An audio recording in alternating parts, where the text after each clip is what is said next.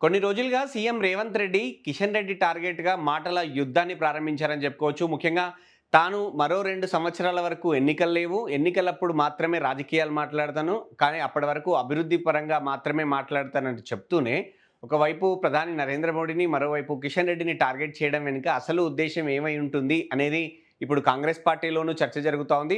ముఖ్యంగా బండి సంజయ్‌ని ఒక్క మాట కూడా అనలేదు. అలాగే కొంతమంది ఇప్పుడు ఆదిలాబాద్ ఎంపీ ఉన్నారు. అలాగే అరవింద్ ఉన్నారు.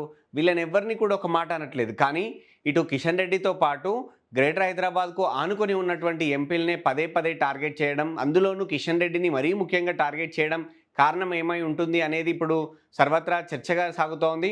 వరుసగా గ్రేటర్ హైదరాబాద్‌కి సంబంధించి ఇప్పుడు ఇటు మొన్న ఉప్పల్లో ఒక భారీ బహిరంగ సభ, అలాగే మున్సిపల్ కార్పొరేషన్ ఆఫీసుకు సంబంధించినటువంటి నిర్మాణానికి శంకుస్థాపన చేశారు. ఆ తర్వాత మియాపూర్‌లో ఇటు సైబరాబాద్‌కి సంబంధించినటువంటి ఆఫీస్‌కు ష నిర్మాణానికి శంకుస్థాపన చేయడంతో పాటు బహిరంగ సభ. ఆ తర్వాత వెంటనే పరేడ్ గ్రౌండ్‌లో మరో సభ.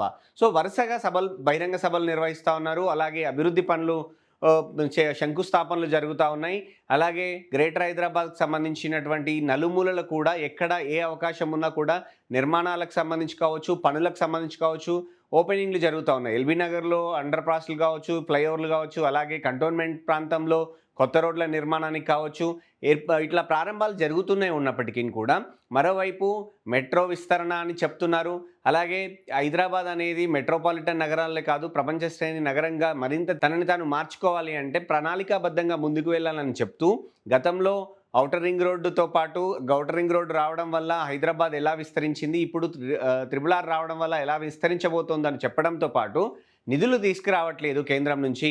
మనం రూపాయి కేంద్రానికి పంపిస్తే 40, 50 పైసలు కూడా అంతకు మించి కూడా రావట్లేదు రాష్ట్రానికి రిటర్న్ అనేది ముందు నుంచి రేవంత్ రెడ్డి చాలా వ్యతిరేకిస్తున్నటువంటి పరిస్థితి, విమర్శిస్తున్నటువంటి పరిస్థితి. అయితే ఇప్పుడు నేను కేంద్ర మంత్రులను కలిసినా, ఇటు ప్రధానిని కలిసిన ఆ తర్వాత 2, 3 రోజుల్లో కిషన్ రెడ్డి వారిని కలుస్తున్నారు. రాష్ట్రానికి రూపాయి రాకుండా అడ్డుపడుతున్నాడు. అలాగే మహారాష్ట్ర సీఎం తో మీటింగ్ తర్వాత ప్రాణహిత చేవెళ్ళ పాత ఏదైతే డిజైన్ ఉందో తుపాకులగూడెం వద్ద ఒక బ్యారేజ్ నిర్మాణానికి సంబంధించి ఆదిలాబాద్‌కు నీళ్లొస్తాయి. వాళ్ళ ఎంపీ ఎక్కడున్నారు?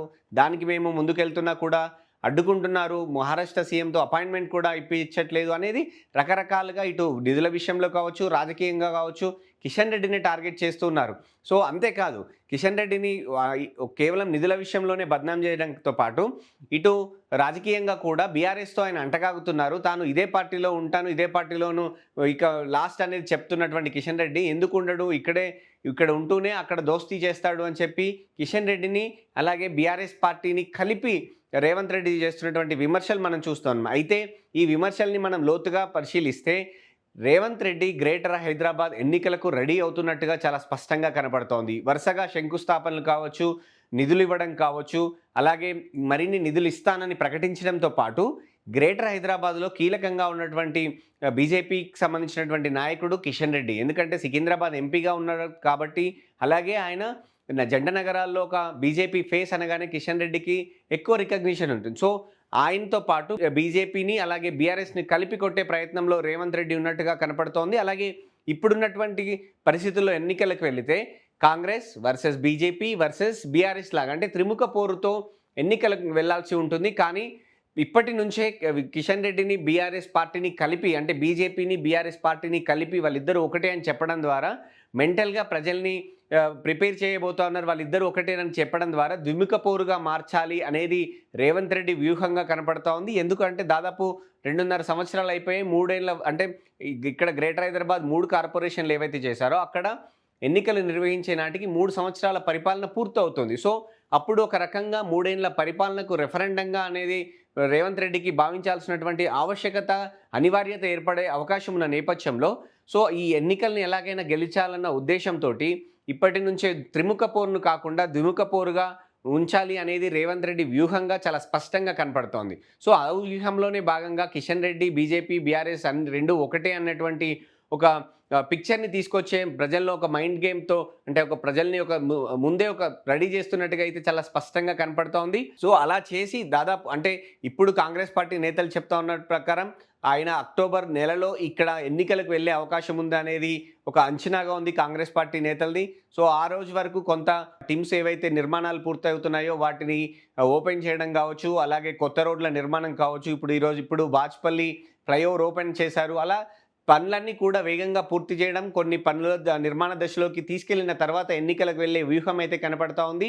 సో, అవునన్నా కాదన్నా కూడా గ్రేటర్ హైదరాబాద్‌లో బీజేపీ చాలా బలంగా ఉంది. గతంలోనూ BRS party one side sweep చేస్తుందనుకున్న సమయంలోనూ బీఆర్ఎస్ పార్టీని షాక్ ఇస్తూ బీజేపీ చాలా మెరుగైన ప్రదర్శన చేసింది మున్సిపల్ ఎన్నికల్లో. ఈసారి గ్రేటర్ హైదరాబాద్‌ను 3 కార్పొరేషన్లుగా చేసి ఎన్నికలకు వెళ్తున్నప్పటికి కూడా ఇక్కడ నగరంలో అయితే బీజేపీ చాలా స్ట్రాంగ్ హోల్డ్‌లో ఉంది. సో, ఇక్కడ బీజేపీని దెబ్బ కొట్టాలన్న వ్యూహం అయితే రేవంత్ రెడ్డి చేస్తున్నట్టుగా తెలుస్తోంది.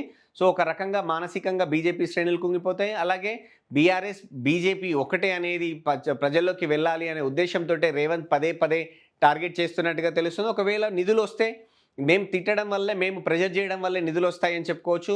ఒకవేళ నిధులు రాకపోతే రాజకీయంగా పైచేయించి సాధించుకోవచ్చు అనేటువంటి వ్యూహం అయితే చాలా స్పష్టంగా కనపడుతోంది.